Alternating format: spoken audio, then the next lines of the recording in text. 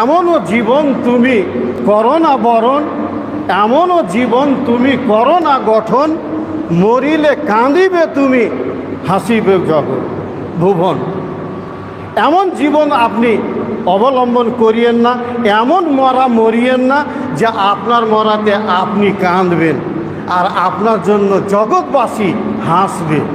এরকম জীবন গঠন করিয়েন না। জগতে সামান্য কয়দিনের জীবন, মানুষ এসেছে, মরতে তো হবে আপনাকে।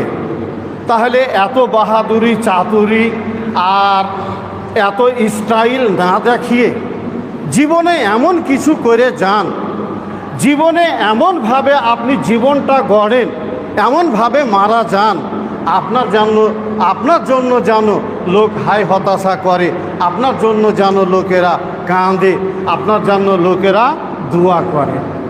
মানে ভালো মানুষ হয়ে মরেন, ভালো মানুষ হয়ে মরেন। ভালো মানুষ হয়ে মরার রেজাল্ট বা ফলাফল কি হতে পারে? নবী মুহাম্মদুর রাসূলুল্লাহ সাল্লাল্লাহু আলাইহি ওয়াসাল্লাম হাদিসে বলেন, মান শাহেদা জানাজাতান আরবাউনা রাজুলাম মিনাল মুসলিমিন লা ইউশরিকুনা বিল্লাহ। নবী মুহাম্মদুর রাসূলুল্লাহ সাল্লাল্লাহু আলাইহি ওয়াসাল্লাম বলেন, যেই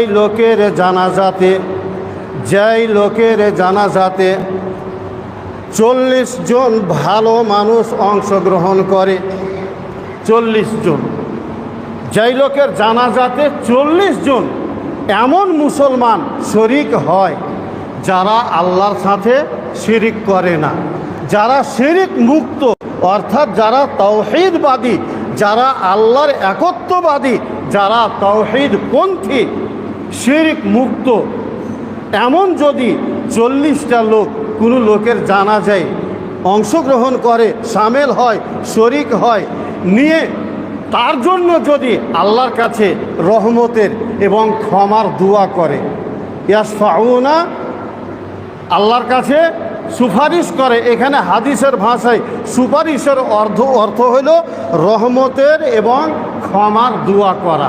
আল্লাহ, এই লোকটা মারা গেল, আল্লাহ তুমি তোমার দয়া বর্ষণ করো, আল্লাহ লোকটাকে তুমি তোমার দয়া দান করো, আল্লাহ তুমি লোকটাকে মাফ করে দাও, ক্ষমা করে দাও।